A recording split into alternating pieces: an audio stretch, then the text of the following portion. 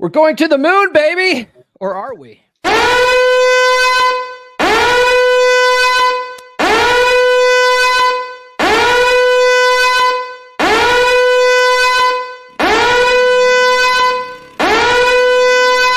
Warning.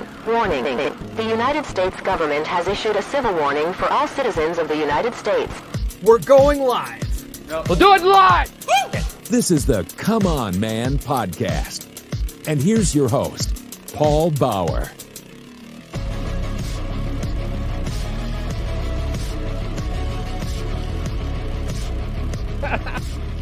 Is it just me, or did that opening screw up? Like, the audio seems really off to me, but whatever. I love the intro, brother. Do you guys hear there's like a little bit of an audio delay for me? I think it would. I thought I heard it just fine. Sounded great. Okay, I don't know what's going on with StreamYard, but it's all messed up for me right now. All right, cool. All right, good. I'm going to take this off for a second. So what's up, everybody? Welcome to my emergency live stream. I am joined today by cryptocurrency experts Miguel, Munoz, and Charlie Engler from Dollar Cost Crypto and Cultivate Crypto. What's going on, guys? How was your flight back yesterday? Hey, going well. Yeah, smooth. smooth flight. But we woke up streaming. We right before we went to the airport, we were streaming. We got on the airplane, and as soon as we landed, we were streaming. So all day streaming, all day flying. That's how you do it. Man, my audio is like all messed up. Huh? Yeah, sounds like you're changing something because your microphone got a little quieter too now. Yeah, it's so weird. I don't know what's going on right now.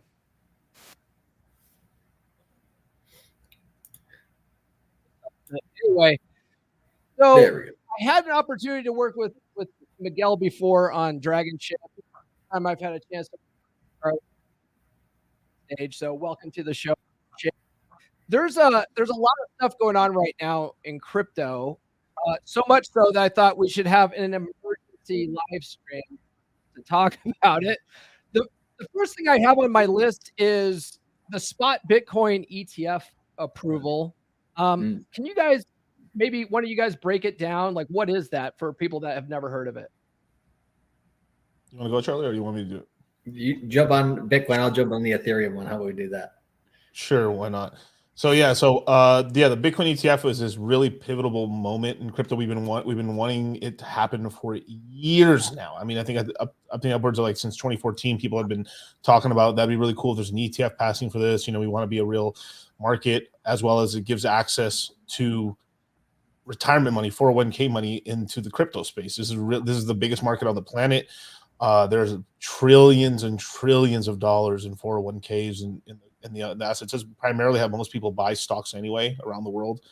It's going through an exchange traded fund, and basically what past January 10th was, you can now buy a fractionalized piece of Bitcoin on either from BlackRock or from Van Eck or from Bitwise, Fidelity. We just had Charles Schwab the other day as well, and stuff like Kathy Wood's ARK Invest. So all these funds are now passing on a daily basis, and this is adding more and more buying pressure. I mean, I think Bitwise was the first ever crypto ETF to actually show the address where they're holding their Bitcoin.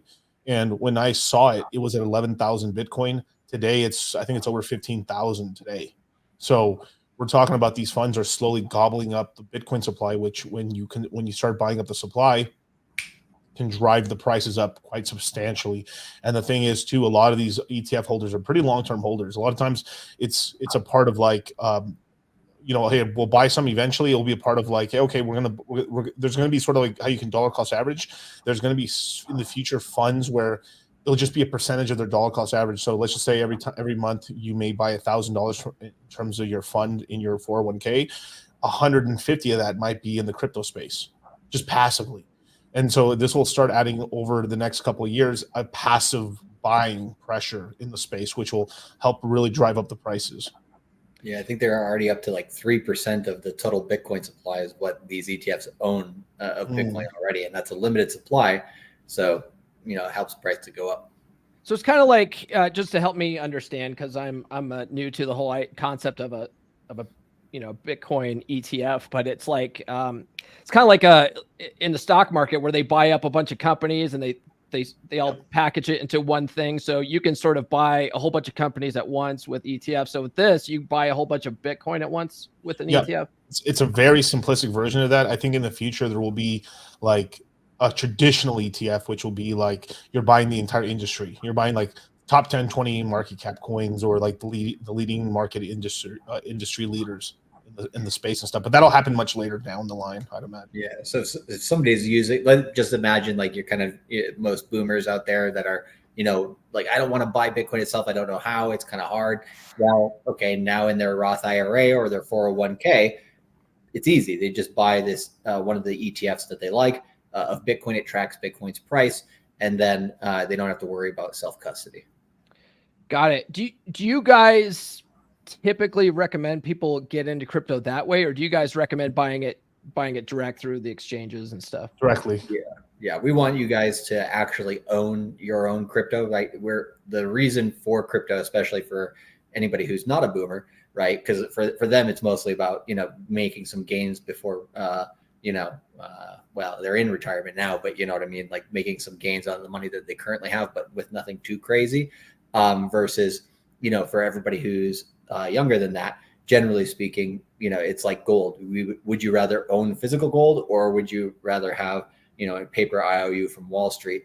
It depends on what you're going to do with it. But if it's a long-term asset in your portfolio for you, kind of like maybe a real estate, might be either commercial or residential, for most people, it should be looked at as a long-term asset instead of just, something they're just going to flip. But, we work with people who flip stuff as well. So that you kind of have to do everything in between. But it is tax advantage to do it in a 401k or IRA. The fact that it is on Wall Street leads to a little bit better tax advantages for right. And so also too, is also too as well. There's people they have some of the 401k funds already locked up in there already, so they might as well take advantage of getting an exposure to the crypto side on that as well. Yeah, but typically, yes, 100%. We recommend you guys go on Coinbase or go on one of the major exchanges. Go buy your crypto and get custody of your crypto, because that's the best way to own it, because it can't be stopped. This is the beautiful thing about crypto is I can send crypto to anybody 24/7, 365, any day of the week. No holidays off, no MLK Day, no Christmas Day, no nothing, no New Year's, doesn't matter, no Island Boy time. No matter what, you'll be able to send the crypto, and that's powerful, whether the government wants to or not. But definitely, there's tons of people. A lot of people have normal jobs and they've been, dollar cost averaging a long time into 401ks. So it'd be nice to get a little exposure into Bitcoin. And right now, even though we don't recommend that in terms of at being your only investing strategy, but if you do have money in a 401k, I think right now is a great time to buy Bitcoin still. Got it. Yeah. Actually, you bring up a really good point about Wall Street being involved with this, because didn't crypto start because of like the whole Wall Street bullshit? And yeah, we're past the 8-minute mark. The Wall Street bullshit back in 2008. Like that's why it was invented, right? Yeah. To take the power away from the banks and the investors. Or not the investors, but the investment banks, I guess. Yeah. Yeah. It's meant to be a trickle up instead of trickle down asset, which is, the people who can get into it first should be your normal average everyday Joe, right? When people were mining Bitcoin or buying Bitcoin over the last 10 years, it was hard for a company like BlackRock to buy some of this because they had trillions of dollars, and the market cap for Bitcoin hit $1 trillion for the first time at the top in 2021. So it wasn't really feasible for a lot of Wall Street to even look at Bitcoin and crypto as an asset class it could use. But now that it's like, okay, we're coming to a multi-trillion-dollar asset class in this current bull market, which is 2024 and 2025 mainly, that's where Wall Street's starting to get really, really serious about it, because it's like, oh shit, this isn't going away. We need to be able to make money from it, because they're the ones, right? A lot of the banks that are able to get money directly from the Fed when it prints money. But now there are companies here in crypto like Tether that are printing their own stable coins or crypto dollars, whatever you want to call them. And a lot of these traditional players like JP Morgan are getting jealous, and they're just like, damn, okay, there's an emergency asset class that we're not in control of, and everybody got in before us. and oh shit, we're late. And so they start trying to fight the industry at the same time as adopting the parts that they like. And they want to try to morph it into something that's beneficial for them, but without giving it too much, what do you call it, like a stamp of approval. So they're kind of like the approval that the SEC gave for Bitcoin. The letter from Gary Gensler was like, yes, we're approving the Bitcoin ETF, but the last paragraph said, but we still don't like Bitcoin that much. So yeah. Kicking and screaming all the way down. That's what's going to happen. I also like what you said too, Charlie, about it being like, gold and silver, because I also buy gold and silver, and the company I buy it through, I remember like I called them because every year they send me the actual gold and silver coins once a year. And last time I called them, they're like, hey, have you thought about getting in on our gold and silver index fund? I was like, no, man, no. Yes.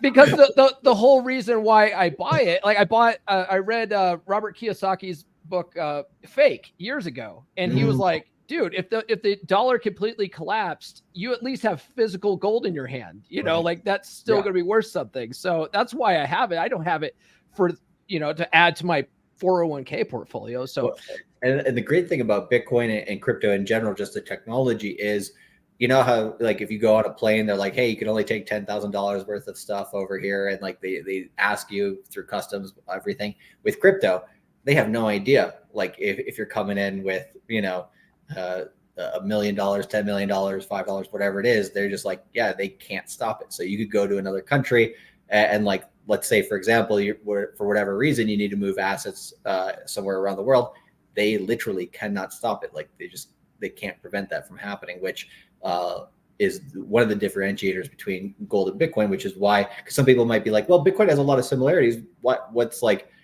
the benefit to having gold or having Bitcoin instead of gold? I'd rather go buy gold. Well, it's like, yeah, you want both, right? And so having that fungibility and transportability for Bitcoin is what makes it more of like, it's a digital asset, right? So that's the main difference.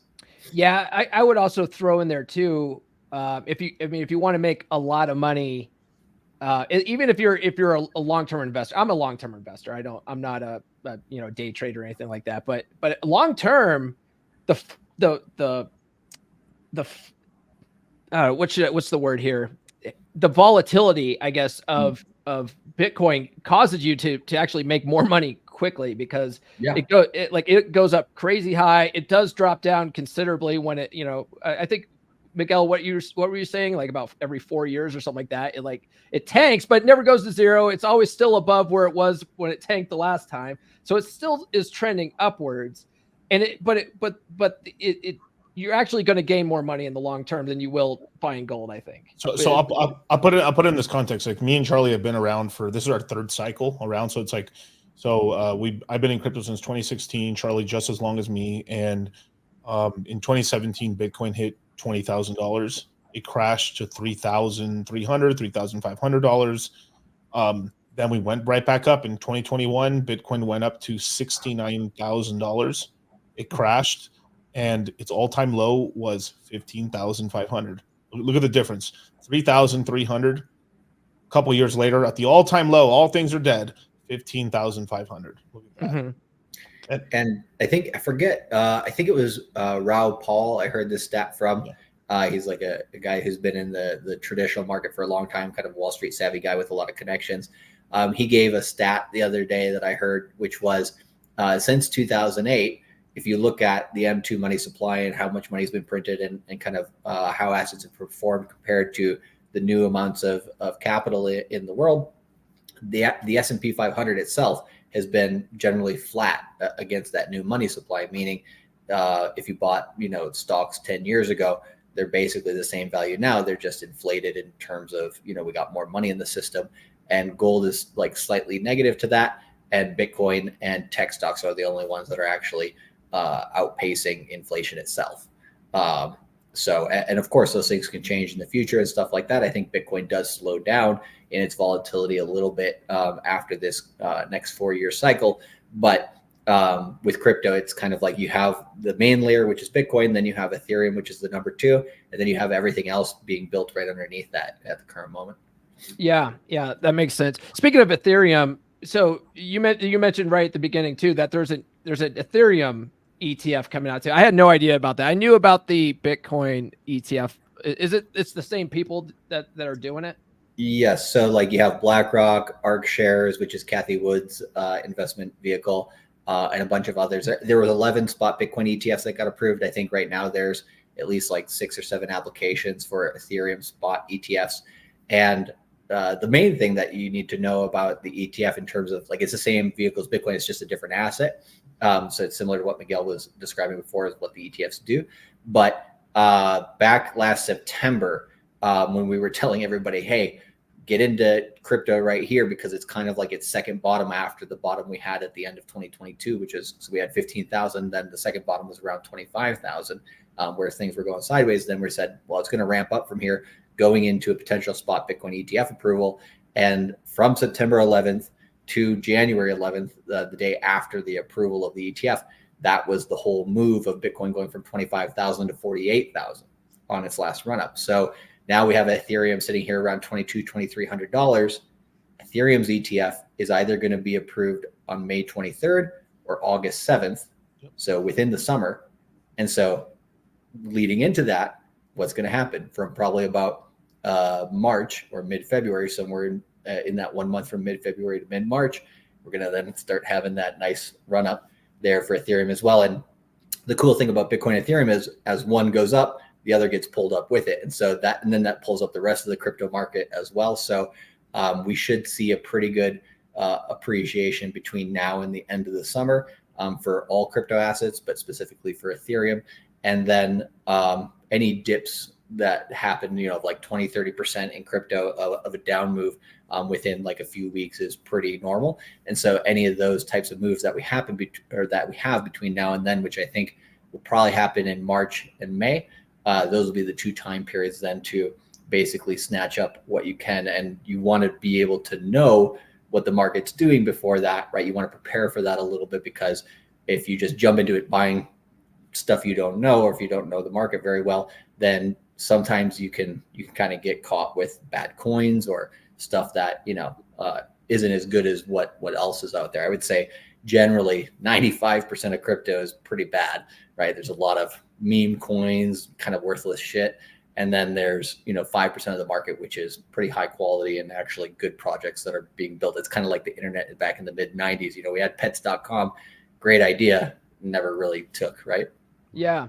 Yeah. Oh, you know, I want to talk about that because there are a lot of hot new altcoins out there. But what I've always seen throughout the whole history of crypto is that everything seems to be sort of tied to Bitcoin at the end of the day, right? Like the major highs, all like it rises all, you know, makes all the shit coins rise in price too. And then when Bitcoin drops, everything else drops with it.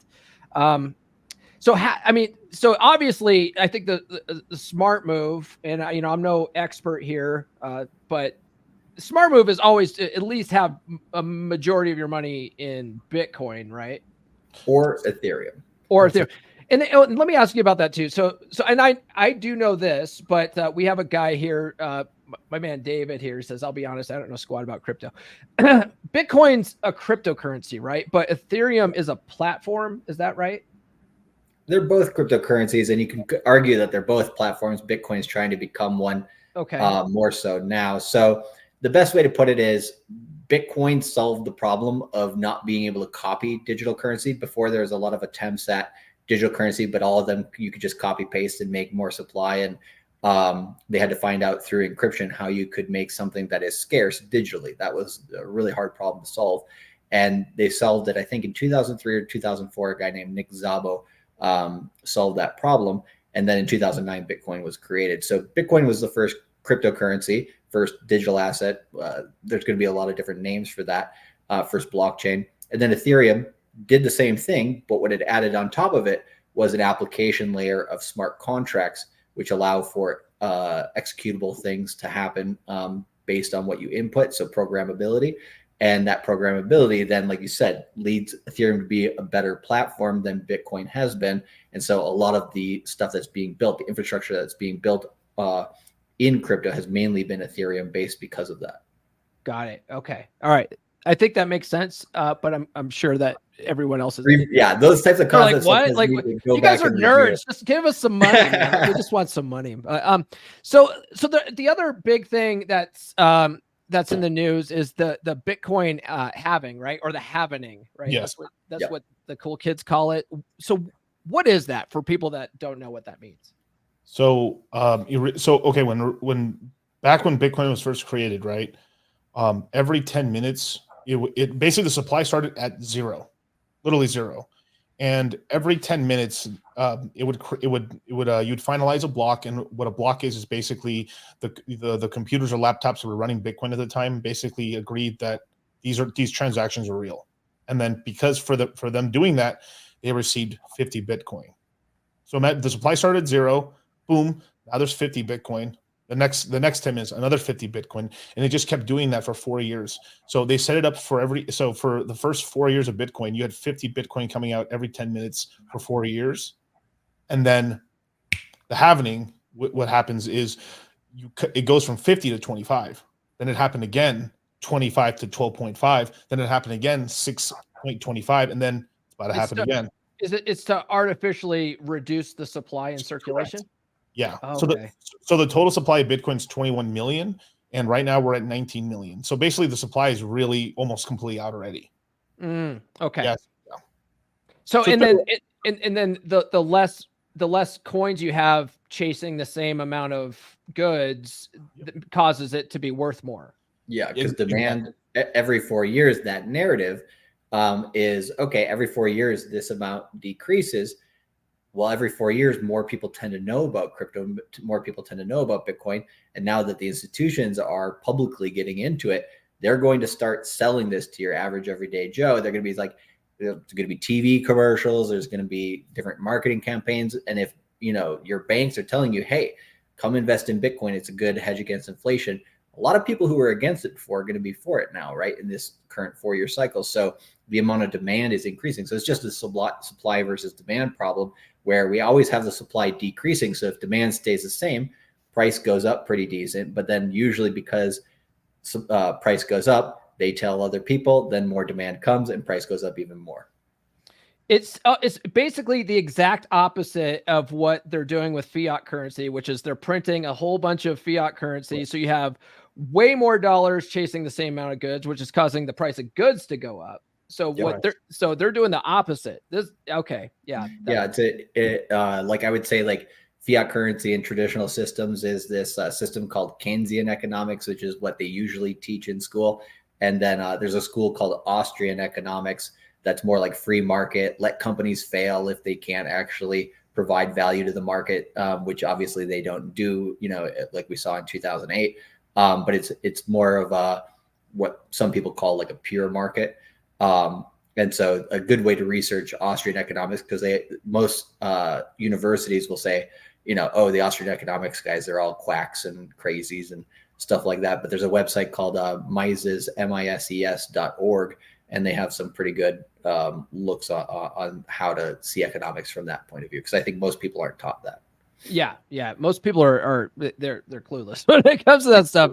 But it's money's hard, money's difficult to understand. It is.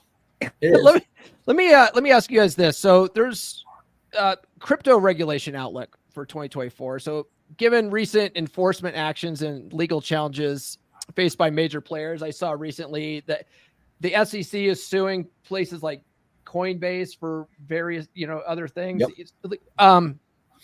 What are your expectations regarding regulatory clarity in 2024? It's gonna get better, because as with all these ETF, because the more things pass positively for crypto, the more it becomes like kind of a joke, where like it's like, well, you passed this and this and this, and it's like the minute you've won a couple cases against something for the same sort of thing, then it becomes easier to win those cases in the future. So they tend to go less to court, because it's like right now the SEC has lost like 4 out of 5 lawsuits that they've done against crypto companies. They just keep losing these lawsuits and stuff. So it's like what happens is, if they keep losing these same lawsuits, then people can go, hey, well, this coin beat you, this coin beat you, this coin beat you, and under these defenses, well, so can I. Yeah, that's right. You can, because there's and then also the SEC is getting more and more afraid that if they keep denying some of these requests, then it can go up to the Supreme Court, and if the Supreme Court says no, this is the fact. So the SEC is kind of like, imagine these three, like right here. There's me, there's Charlie, there's you. Okay. Mhm. And right now I'm operating between me and Charlie. And really, I'm actually kind of operating halfway to you. If the SEC says no, all you can do is this, I lose both you and Charlie, and I'm only stuck in my little zone here. So they lose a ton of jurisdiction, because the Supreme Court is the final law. Whatever they say, that's the law. And if they tell you, no, you guys can only operate within these parameters, they always operate in the gray zone. They always abuse their power. So if the Supreme Court says you can only operate within these parameters, they get shrunk down, and now they become less powerful as an agency, and it's no good. Yeah, because they've really abused their power the last, I would say, 5 years to a decade, especially when it comes to crypto. Gary Gensler, who's the head of the SEC now, he used to be a professor at MIT, and he taught, some of the basics about crypto and stuff. And he specifically got into that position partially for the reason to slow down the crypto industry. There's actually this thing called Operation Choke Point 2.0 that didn't come to light until about midway through 2023, but it was late 22, early 23. Elizabeth Warren and a few other politicians, along with some people of the Biden administration, had actually got this initiative underway to slow down and try to outlaw crypto. And they were working with Gary Gensler and the SEC to try to make crypto look bad and try to get it out of the system. They're saying, oh, it's only used for terrorism, it's only used for trafficking, it's only used for these things, which crypto really isn't used for at all. If so, it's very, very, minute. So just generally speaking, the government's after this heavy, but they've abused that power so much that the courts are starting to be like, nope. It's like, it gives me a little bit of faith in the judicial system, actually. Like, shock. I can't believe you even said that, but it's true. Yeah, because I don't have any, but well, I mean, more than I would have had otherwise, because I'm pretty jaded when it comes to politics. But like, if this last Bitcoin ETF, if they did not approve it, then basically the courts had said, well, we'll force you to approve it, and then of course, like Miguel said, their jurisdiction would either be decreased or they would get sacked, right? They just get taken out as Gary Gensler specifically as the head of the SEC. So they're starting to get scared from the crypto industry. And I like to say that early days of crypto was in the, what do you call it? They ignore you phase.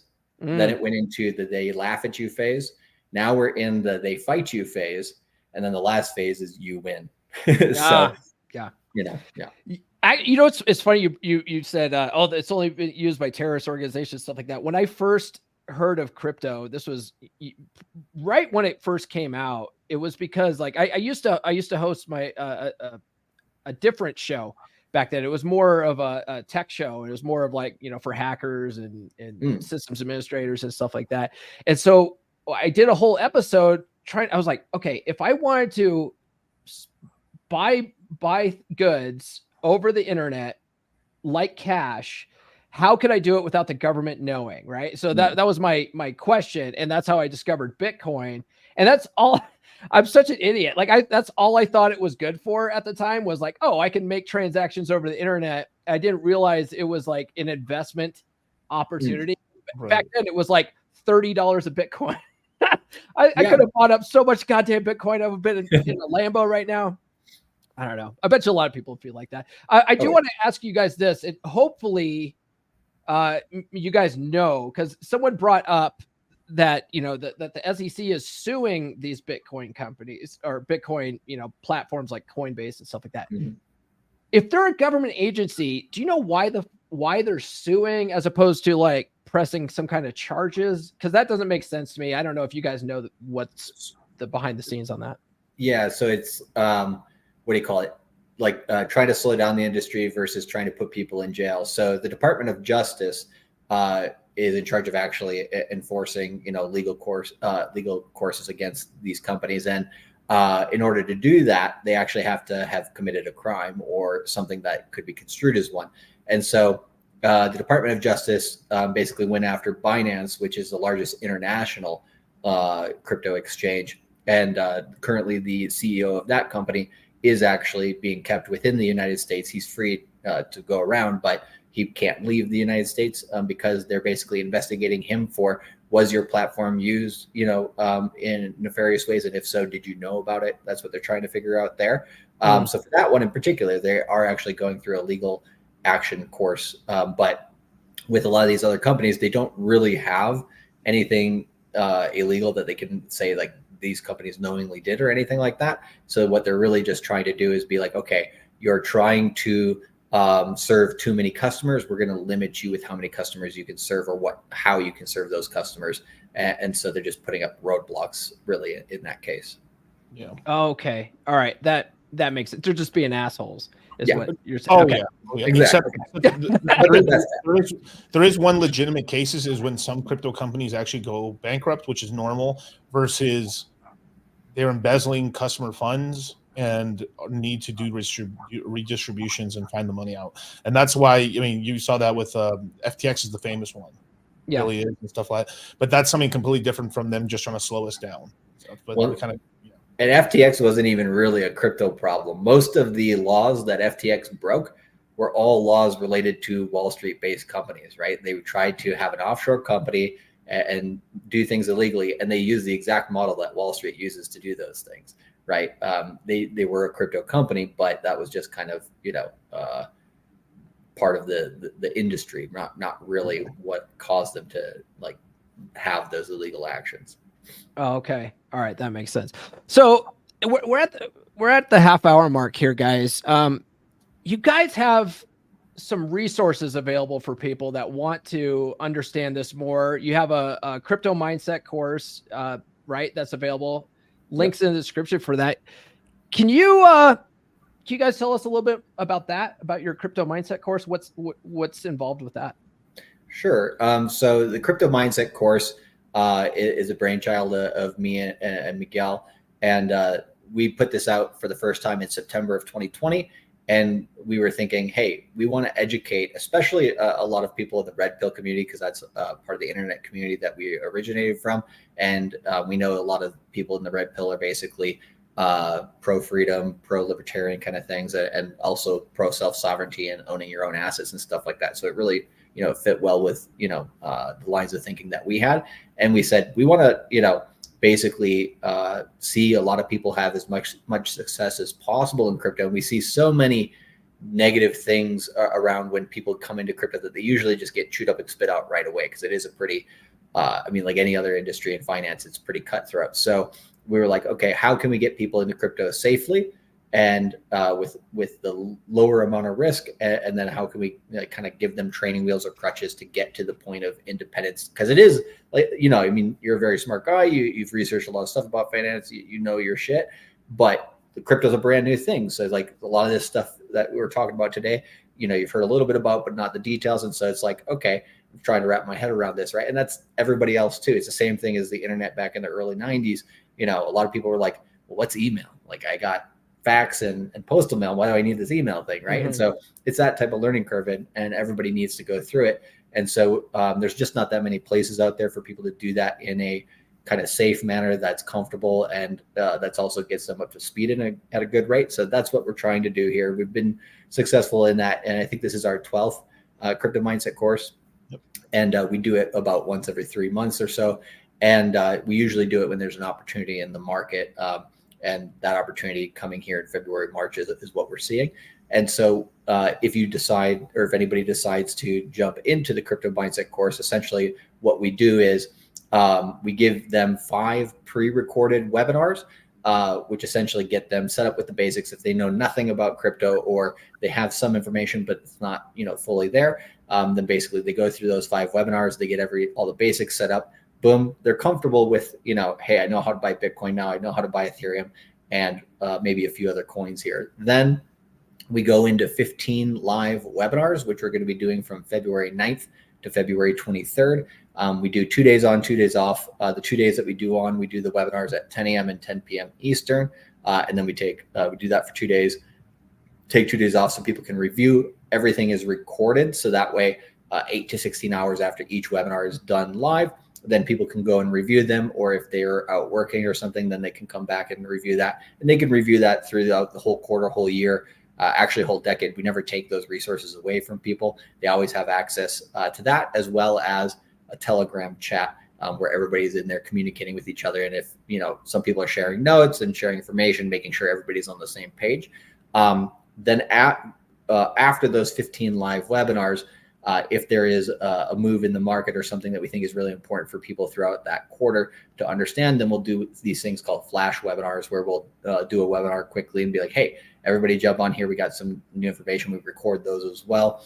And all that together, it's kind of like a crypto boot camp. You know how they have like coding boot camps for people who want to really get into the industry real quick and understand the basics. Same thing here.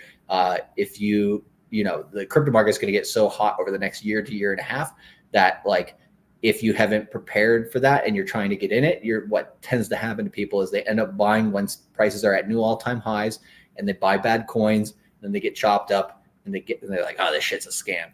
But if you really want to take advantage of it, this is where you can create your base before everything gets real crazy here in the second half of this year. And then over the next year to year and a half, you have a really good chance to make a really good money-making opportunity. And then you also set yourself up for a foundation of knowledge that you can use on an industry that's not going away over the next decade. So it's both, an opportunity that you can use for short-term gains and knowledge, as well as, a long-term education. As well as, when you take it, we basically make you kind of your friend group's like resident expert on crypto. So the guys who've taken our course have also kind of figured out, it's kind of crazy. Once you've taken the course, a couple times, basically what happens to guys is their bullshit meter is just so finely tuned that they can hear someone and know within like 5 minutes of them talking that they know they don't know what they're talking about. Because there's a lot of people talking Elizabeth Warren. Because there's a lot of people talking crypto right now, or they're going to start talking crypto, and they don't know what they're talking about at all. Right. But if you're a person that doesn't know anything about crypto, you can just say a couple things and happening this and this and this, or like, oh, this coin's a great coin when you're to LP and earn yield and all this stuff. And you're like, wow, there's a bunch of big words. I think he knows what he's talking about, and they don't, so yeah.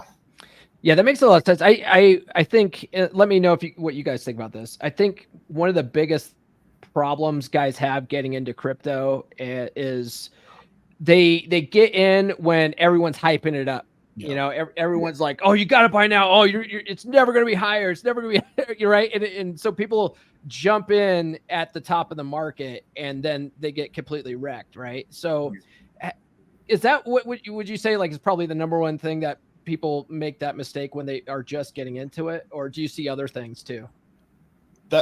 That's the number one reason why, it's both good and bad, right? The hype cycle is really important because even me, I got onboarded because crypto started getting really hot. I was a stock investor originally, and some of the guys I was watching on YouTube, just every couple of streams were like, you guys stop mentioning this Ethereum, this Bitcoin stuff. This thing, these things are Ponzi's, are not going to work. And then eventually they just kept saying it over and over on all these streams. I was like, what the hell are they talking about?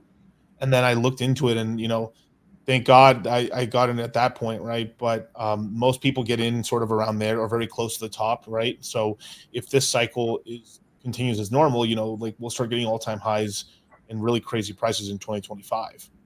So when we started the first crypto mindset course, it was September of 2020. That would be like, just to put you in the same like year to date and cycle of where we're at today, that would be September of this year. When we first started our first course, I think we had about 80 something 90 people in there. We just advertised on our own channels. We didn't go on anyone else's because we wanted to see if we could do it. And then from there, we went on everyone else's, from Rich Cooper, MLD, Fresh and Fit, everyone in between, Donovan Sharp, Troy, and everybody. And during the top of the cycle, we had almost 2,000 plus people in there.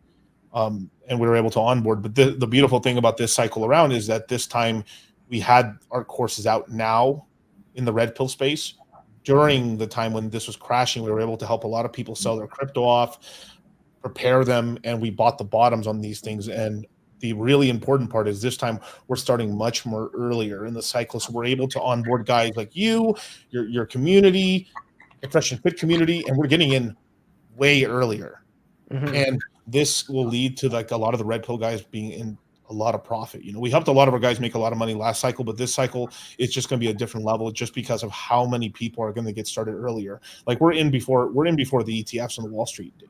Yeah, and we helped mint, a good chunk of people who ended up becoming millionaires and multi-millionaires themselves in the last cycle. So I'm looking forward to hearing the first deca-millionaire that we've made through our course at some point. And I think that's probably going to happen at the end of this year, beginning of next year, based on the people that we know that have been taking it consistently. Because we have people who've taken every single course ever since they either joined or it's come out as an insurance policy, because some guys, right, they're putting in, tens of thousands of dollars, hundreds of thousands of dollars, some people only a few thousand, whatever it works for each person. But generally speaking, the guys who are taking this as a really serious investment class, they're getting paid really good from it. And over multiple cycles, that can compound to something that is just absolutely ridiculous if you do it properly. And speaking to the risk side that you're mentioning, we have 2 webinars intended to save people money, even though a lot of the other webinars we do are intended to make people money. The 2 webinars that I think are really important on the risk side are one, our webinar, which we say don't get wrecked, or how not to get wrecked, which is essentially we have a risk management professional from the UK who actually worked for credit lending companies and stuff like that. He advised companies how to lend to their customers properly so that they didn't lose money, and that their customers, they would choose the right customers to lend to and all that. And so we go into that one about like how to manage your downside first. So first, not how to lose money, then how to make money. And then we have another webinar, which is taxes for crypto, because there's a lot of people who they don't really understand, if they're putting in, let's say $20,000, they don't understand that can easily turn into something like $200,000 within the next year and a half.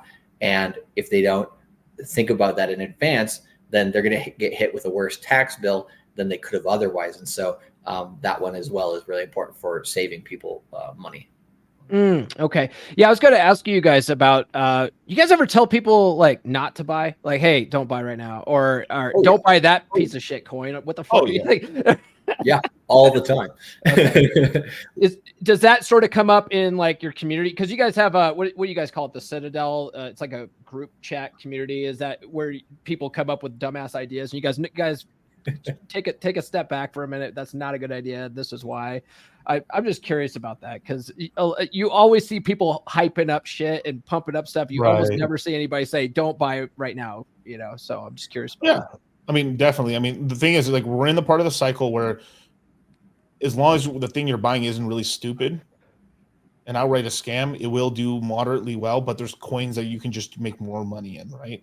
Mm-hmm. So just there's coins like I personally don't like, but they'll still make money, of course. But then there's other coins where I see much more of a future, and it's there's more of it. There's kind of like a like an order of operations of like good news that can come out for it. So that all this good news means, holy crap, we could get like really good returns on that coin. But there is outright scam coins, and most meme coins you shouldn't invest into at all. But we also tell guys, hey, if you're just taking like 500, we have guys like, that have like 100,000, $500,000 portfolios or larger or smaller, and want to put like, I'll put $1,000 on that. That's nothing. It's fine. So the big thing is sort of scaling your portfolio to learn about how much to put into a position by percentages. Is what we teach as well. And then we're going to talk a lot about portfolio theory. It's obviously we can't force people to do it, but we can teach. At the end of the day, people push the green or the red button, right? You buy or sell. The red pill community is, you got to take ultimate responsibility for your actions. I mean, if you go in some chick raw, man, hey, you know what you did, bro. You know what you did. So it is what it is. Yeah. I'm curious about that. And I think we talked about this a little bit when you were on the Dragon ship, but like I come from, investing more in the stock market, like index funds and stuff like that. It's pretty easy to diversify to minimize risk that way, how, like, just high level without giving too much away, like what's a fairly, rule of thumb strategy with managing that risk? Like, is it like, okay, put 60% in Bitcoin and so much in this and just diversify in the bigger coins? And then like, what is it? Yeah, so Bitcoin and Ethereum, right? Those are your coins that they're here to stay. They're not going away. They've solidified themselves. Wall Street is giving them the thumbs up. So, and Bitcoin itself, we're looking at it to go to maybe about $140,000 to $160,000. This market currently around 40, so that's about a 3 or 4x versus Ethereum. It's currently about $2,000 and some change. We see it going between 8 to 12k. So it could do similar, but probably a little bit more than Bitcoin, right? Maybe more like a 5x or so. So generally speaking, you're going to make more money on Ethereum, but because it's also I would say just as high of quality as Bitcoin at this standard in time in terms of most of its facets. Not every single facet is it better quality than Bitcoin. There are some things that Bitcoin does better, but just generally speaking, it's not going away. It's going to make a little bit more money. So that's the horse that most people should be riding. And when we tell people that should be about 50% of your portfolio, it's like the rudder to your ship. And then if you go the other 50% of the portfolio, we go down the risk curve, and then the lowest percentage of your portfolio should be in the higher risk stuff. That way, let's say, for example, all the other 50% you do absolutely fails, goes to zero. Then you have 50% of your portfolio in Ethereum still doing multiple X's. So you're still going to make money at the end of the day, right? Your time will not have been wasted, but it's unlikely that all of those other side bets are going to go down. So most of those, then the goal is to find the other quality projects. Like I said, there's most of the market is not quality. So finding those quality projects is the hard part for most people. So that's what we do, is we help people find what that is, how to identify that. And then once they do, right, whatever amount of percentage those outpace Bitcoin, Ethereum, those are what really give you kind of the crazy gains in your portfolio. So what we've seen, generally speaking, from people who follow our portfolio allocations, is that throughout a full 4-year cycle, they can generally, between 2 to 4 years of the 4-year cycle, they can generally land between a 20 to 40x on their capital if they, pay attention, do this properly, like we instruct. Of course, there's some people who join and they just watch 1 or 2 webinars where we say, hey, this coin's good or that coin's good and it's going to do this, that. And they go and put everything in the highest risk thing, right? And then they're like, okay, now I'm going to make $1 gajillion and it's gone, right? So that's where we have to tell people, don't, you have to go in and treat this as a proper boot camp where you're going to teach yourself the foundation of your knowledge. And if you do it properly, yeah, that 20 to 40x is very possible, potentially more depending on how early you get in the market. So, as long as people don't cut corners with the information, they tend to do extremely well. That is the biggest fucking problem in this space. Not even talking about crypto. I'm talking about the red pill community, right? Like we have books upon books upon books on information on this shit. And guys are like, I'm just going to go get a summary version of that book online and just fucking run with it. It's like, bro, there's no shortcuts. Yep. There's no shortcuts, especially not in investment. Like, don't just go all in, man. It's like you could lose your entire fucking life savings if you make the wrong move. Yeah. And these are just like, this is normal human behavior. It is normal human behavior. We just try to like, the thing is, you put these safeguards in place, but like this is kind of what the old POAs were doing and stuff. He's like, hey, this is the if you follow these exact steps, you will shortcut the woman's brain and get her into the bed or whatever the hell they were doing back in the day. And but that wasn't even and that was bastardized from some of the original teachings of those POAs who were like showing you how to do it more naturally, and then eventually people systematized it and tried to sell it as like, to make as much money as damn possible on these guys. Yeah. And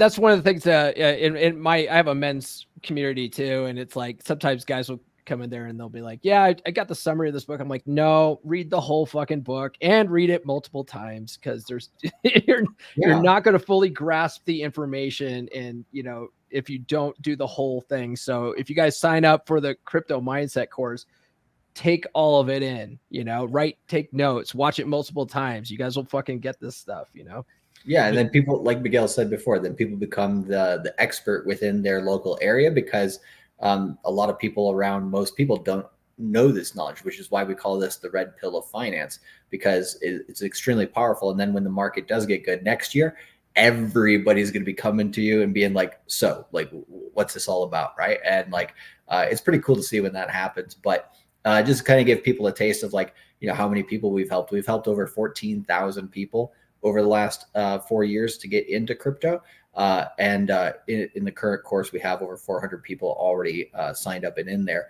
And so, yeah, like you're going to join a huge group of people who already are of the same mindset. And they're all over the world, right? We have people pretty much on every continent except Antarctica who take our course. Yeah, soon Antarctica. We got to go get those guys down there in the South Pole a few times, but yeah.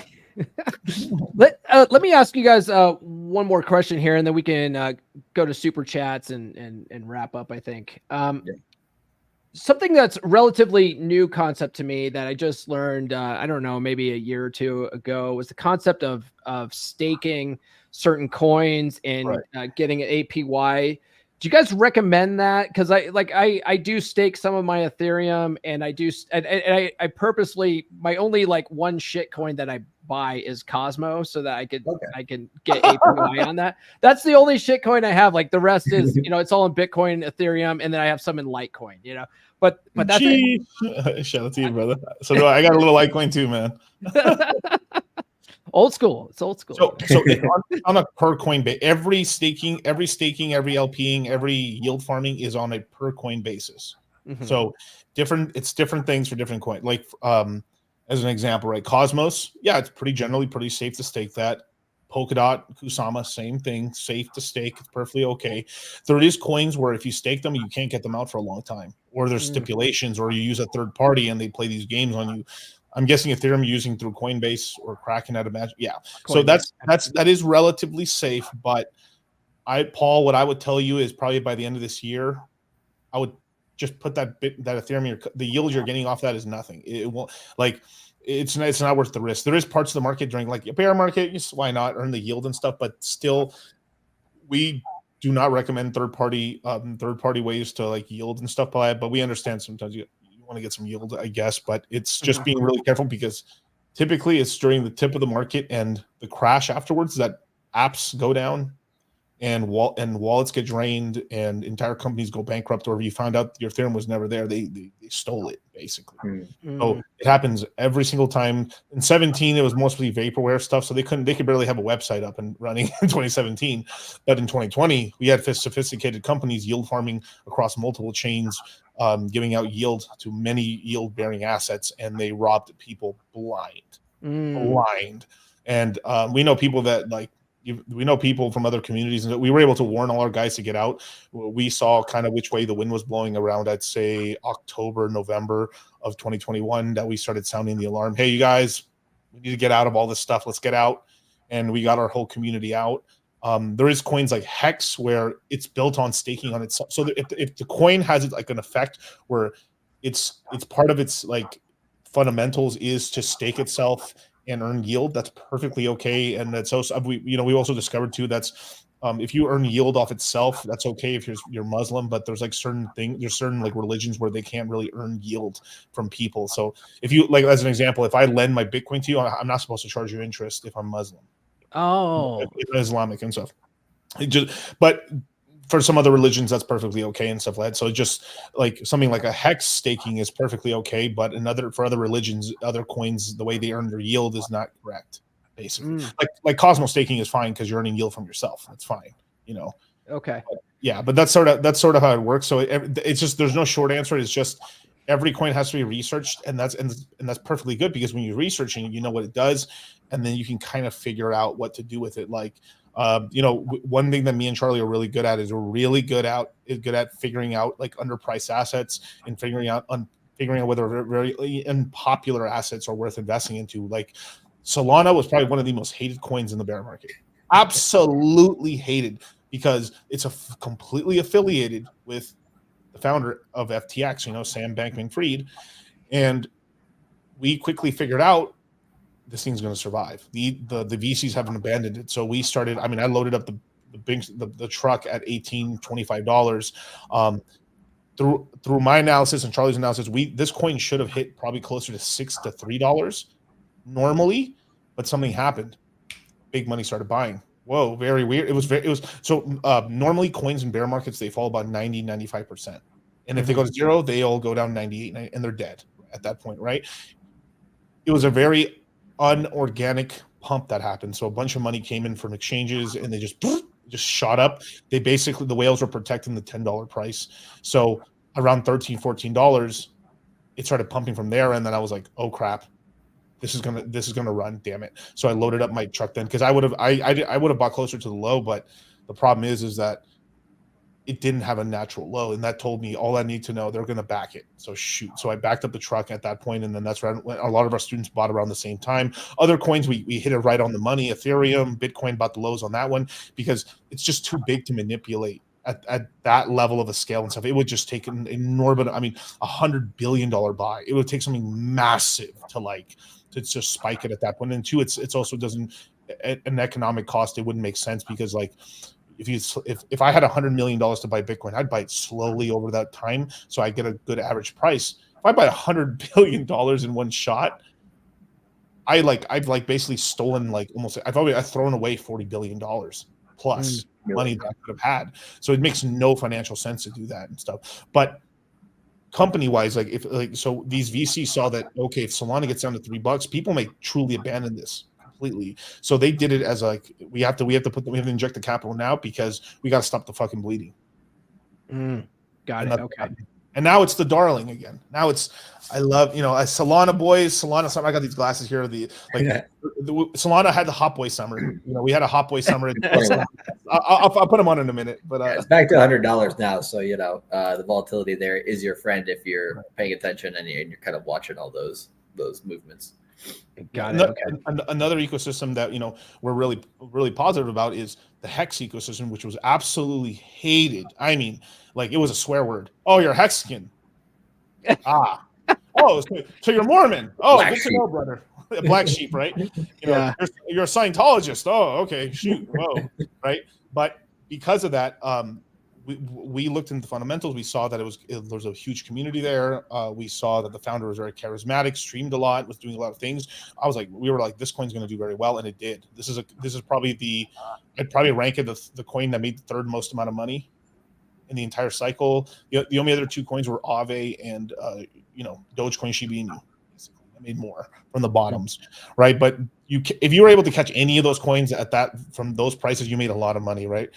Now, this time around, that coin decided to create its own community, its own Ethereum. And so you're going to hear in the crypto space something called an L1, right? Which means the best way to think about it is my version of Ethereum, our community's version of Ethereum.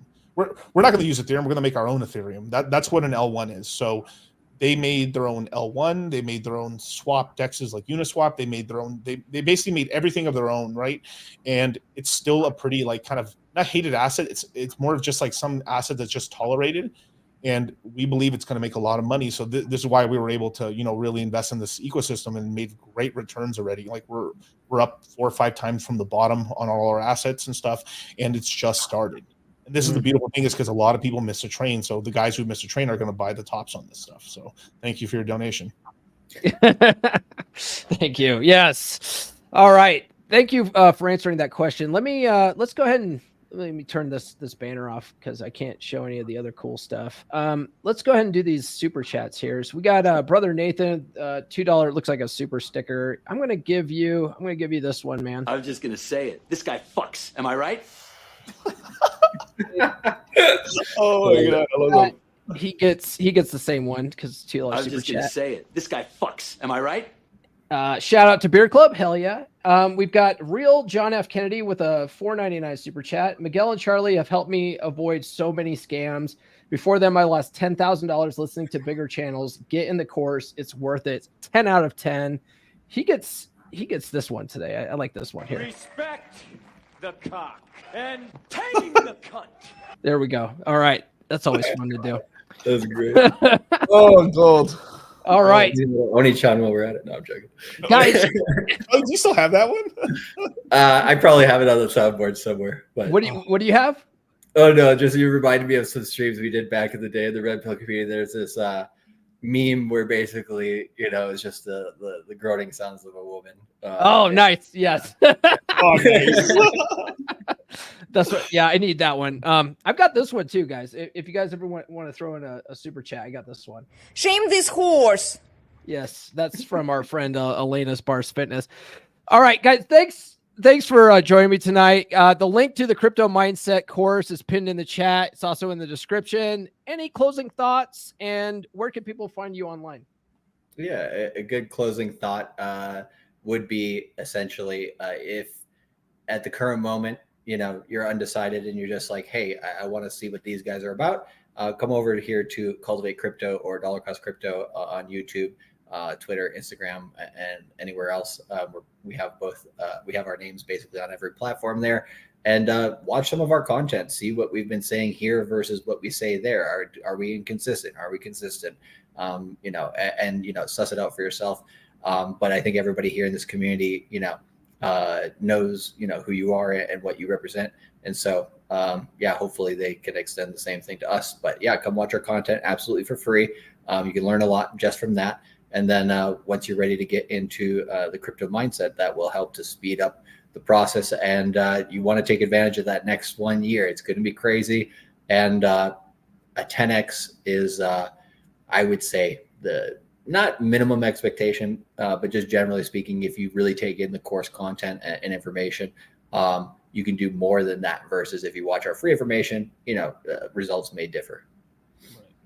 And in terms of me, you can find me at Dollar Cost Crypto, YouTube, Instagram, everywhere, right? Verified everywhere. Same thing for Charlie. But the last closing thought is just get in, you guys, because the longer you wait, the more you're going to end up getting worse and worse prices. Yeah. I mean, what'll end up happening is that this will put a seed in your head and you'll think maybe, and then you decide not to do it. And then what'll happen is you'll get reminded of something about 9 months, maybe a year later, and you're like, all right, fuck it, I'm gonna join. And you've already missed out a whole year of accumulating, of learning. And in this industry, speed kills. The faster you can react, the faster that you can understand a subject, the more the opportunity is there for you. And 6 months doesn't sound like a lot in crypto, but it is a lot. There's we're the best course. There is no second best. Whatever you would call us having competition, they've died. They died. There is nobody else but us. We're the best. We were the longest standing running course in the world. We've taught the most amount of people, and I'm very fucking proud to say that it's red pill men, majority of them, stuff that we've taught in the space and stuff. We're empowering the community that we love, and we're about to make a lot of fucking money in this next year, a lot. And I'm really happy to say that most of that money is going to the red pill. So free BR bags for they shall pump. Nice. All right. Thanks, guys. Guys, tune into the podcast tomorrow morning. I'll be live again at 10 a.m. Eastern time. We're going to be talking about 10 reasons not to get back together with your ex, because that's a big problem guys have, for fuck's sakes. That's all we have, guys. Else. There you go. That's the number one reason. That's a good one. That's a really good one. I like that. Yes. So tune into that. We'll see you guys tomorrow morning. This has been the Come On Man podcast. Follow Paul on social media. The links are in the description. Now, go out and get it.